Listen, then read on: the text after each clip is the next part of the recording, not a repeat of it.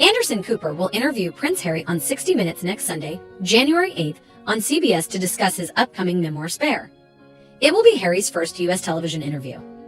One of the criticisms that you've received is that, well, okay, fine, you want to move to California, you want to step back from the institutional role, why be so public? You say you tried to do this privately. And every single time I've tried to do it privately, there have been briefings and leakings and planting of stories against me and my wife. You know, the family motto is never complain, never explain. It's just a motto. And it doesn't really hold... There's a lot of complaining and a lot of explaining. And being done through leaks. Through leaks. They will feed or have a conversation with the correspondent. And that correspondent will literally be spoon-fed information and write the story. And at the bottom of it, they will say that they've reached out to Buckingham Palace for comment. But the whole story is Buckingham Palace commenting. So when we're being told for the last 6 years, we can't put a statement out to protect you, but you do it for other members of the family, there becomes a point when silence is betrayal. Prince Harry was interviewed by Tom Bradby for ITV to be aired on January 8th, and it was recorded in California. Previously, Tom Bradby did the South African documentary in 2019 and is the ITV News. It never needed to be this way. The leaking and the planting, I want a family, not an institution. They feel as though it's better to keep us somehow as the villains. They've shown absolutely no willingness to reconcile. I would like to get my father back. Book promotion, as one would expect from any high-profile figure releasing a book. Michelle Obama and more did the same. The Duke will publish his much-anticipated autobiography on January 10th, 2023, Penguin Random House has confirmed. The book will also be published in 15 additional languages. Spare is perfect. As you know, it is traditional among royal families that a queen should produce an heir and a spare in order to ensure the succession. However, in Harry's case, it's been used by the press and royalists to insult him over the years to minimize him and more.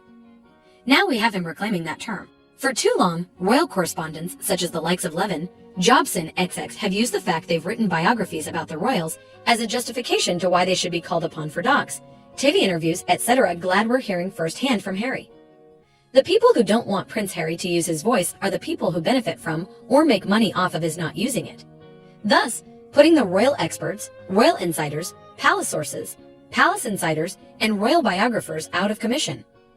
Harry wishes to support British charities with donations from his proceeds from Spare, including $15 million to Send Bail, organization he founded with Prince Seeiso and their mother's legacies, which supports vulnerable children and young people in Lesotho and Botswana affected by HIV/AIDS. Also to long-term patronage Well Child in the amount of £300,000, equivalent to roughly $361,000. From death threats to meet cutes, Netflix's new documentary series, Harry and Meghan, shattered our notions about their private world. Here are the most shocking reveals. Before the first note of music plays for the introduction, from the beginning of the series, it's clear that Harry and Meghan Markle knew that they were filming for, well, something. While the pair announced their decision to step back from royal duties in January 2020. The series begins with intimate, behind-the-scenes footage shot on cell phones from March 2020, only 2 months later. Minutes into the series, Meghan is shown in Vancouver Island, where the two initially decamped.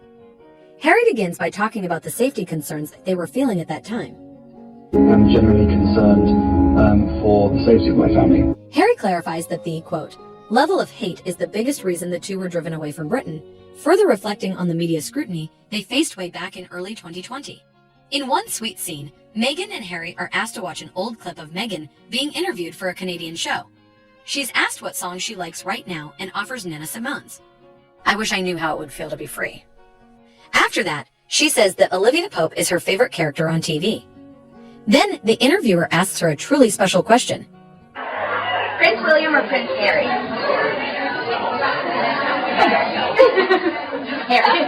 Harry? Sure. In the series, the now married couple laugh as Meghan asks when the interview happened, and they find out it was filmed in October 2015. Just under a year before the two first met. It's a good thing Meghan didn't choose William.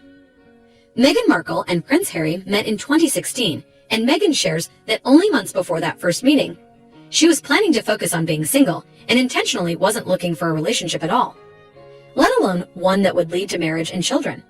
Her show Suits had just been renewed, and Meghan wanted to spend the time with her close friends and focus on herself. So it's like, this is it. We're going to travel. Come on, girls, let's go. As fate would have it, other things were in the works for her.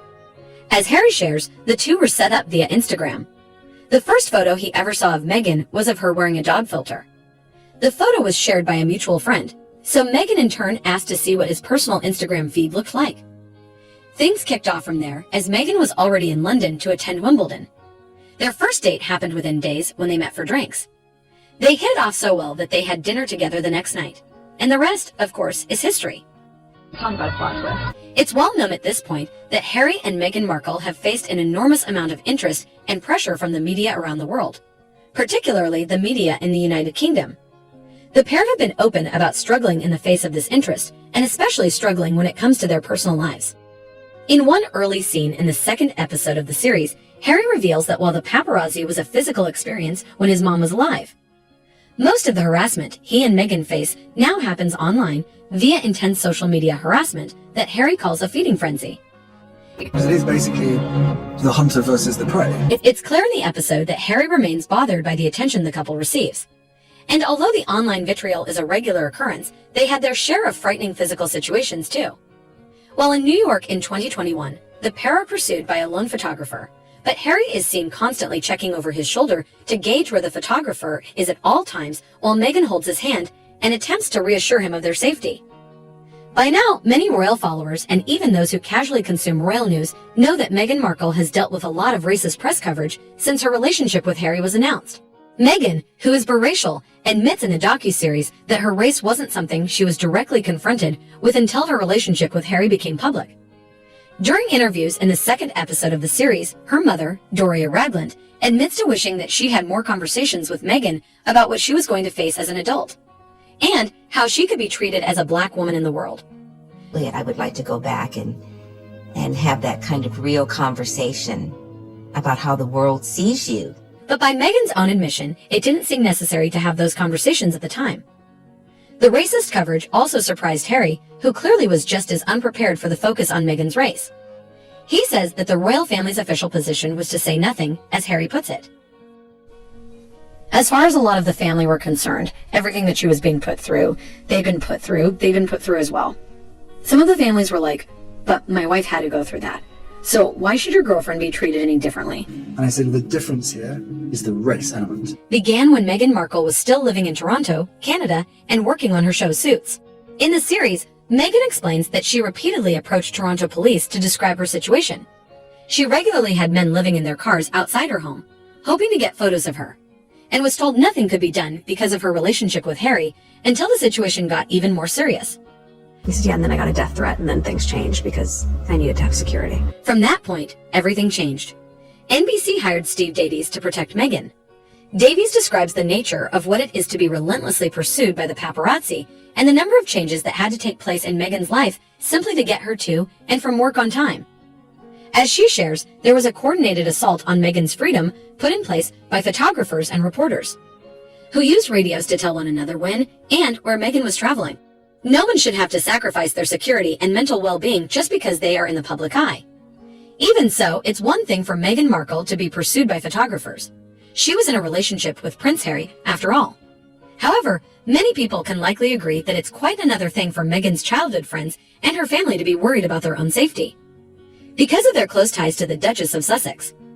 As Meghan's friend Lindsay Jill Roth explains in episode 3 of the series, while she and Meghan's friends know they might be contacted, the actual length to which the media went to track down those friends was shocking. There were journalists outside of my apartment building. There were people trailing us in London. It was intense.